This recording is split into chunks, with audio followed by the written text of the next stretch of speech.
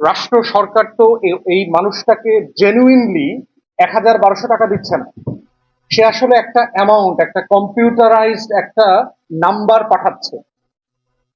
এবং যে কারণে যেটা হচ্ছে, আপনি যদি এইটাকে ড্রিভেন পভার্টির সাথে, দারিদ্রতার সাথে কম্পেয়ার করেন, আপনি দেখবেন যে আসলে সোশ্যাল সেফটি নেটের কারণে আমাদের দারিদ্র বিমোচনের হার কমে নাই। এবং এটা এটা প্র্যাকটিক্যালি কমা সম্ভব না। এবং একই শুভঙ্করের ফাঁকির ভিতরে আমরা এখন এই যে কার্ডের রাজনীতি যেটা শুরু হয়েছে, ২,৫০০ টাকার রাজনীতি। ২,৫০০ টাকা দিয়ে আসলে আপনি কি করবেন? ২,৫০০ টাকা দিলেন শুভঙ্করের ফাঁকি, দেওয়ার পরে আপনি কি করলেন? বিদ্যুতের দাম বাড়াইলেন ২ দফা, গ্যাসের দাম বাড়াইছেন, তেলের দাম বাড়াইছেন, ডিজেলের দাম বাড়াইছেন, পেট্রোলের দাম বাড়াইছেন। আমার সকল কৃষি পণ্যের দাম বেড়ে গেছে অ্যাকর্ডিংলি। কৃষি পণ্যের দাম বাড়া মানে হচ্ছে আপনার কারওয়ান বাজার থেকে প্রত্যেকটা জিনিসের কেজিতে যদি আপনি ১ টাকা ২ টাকা করে বেশি টাকা পে করে আপনাকে কিনতে হয়, ওই গরিব মানুষটার আসলে কোনো টাকা কি আপনি আসলে দিয়েছেন কিনা? তাহলে এই গরিব মানুষটাকে যদি আপনি ২,৫০০ টাকা না দিয়ে তার বাড়িতে ডাক্তারদের সেবা, নার্সের সেবা, শিক্ষার মান বাড়ানোর সেবাটা এনশিওর করতে পারতেন, তাহলে কিন্তু এই লোকটা টাকা বাঁচত, তার খরচটা কমে যেত।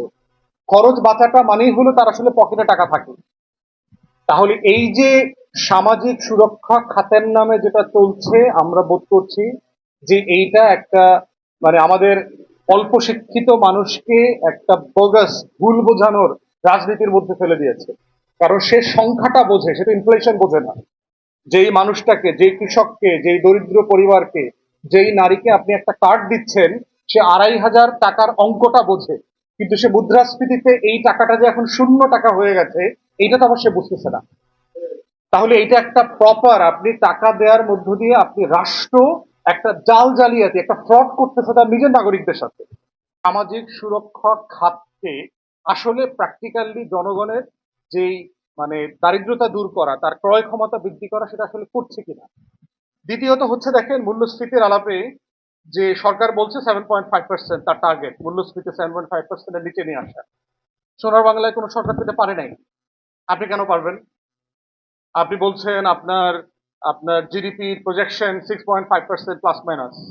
ওয়ার্ল্ড ব্যাংক, আইএমএফ, এডিবি, কোনো সংস্থা, কোনো অর্থনীতিবিদ বলছে না এটা 4 এর প্লাস মাইনাসের কম বেশি কিছু হবে। প্র্যাকটিক্যালি পসিবল না, আপনার অর্থনীতি নাই তো। আপনি এটা কি দিয়ে বাড়াবেন? অর্থনৈতিক অ্যাক্টিভিটিসটা আপনি কিসের সাপেক্ষে বাড়াবেন? একমাত্র সাপেক্ষ হচ্ছে আওয়ামী জাল জালিয়াতি, পরিসংখ্যান ব্যুরোকে ম্যানুপুলেট করা, এনবিআর কে ম্যানুপুলেট করা, ব্যাংকের এমসি, বাংলাদেশ ব্যাংকে দিয়ে ম্যানুপুলেট করে সংখ্যার তারতম্য তৈরি করে একটা ফাঁকা বেলুন আগামী বছর বলা যে ভাই এই যে দেখো আমার এত এত টাকা আয় উপার্জন হয়েছে।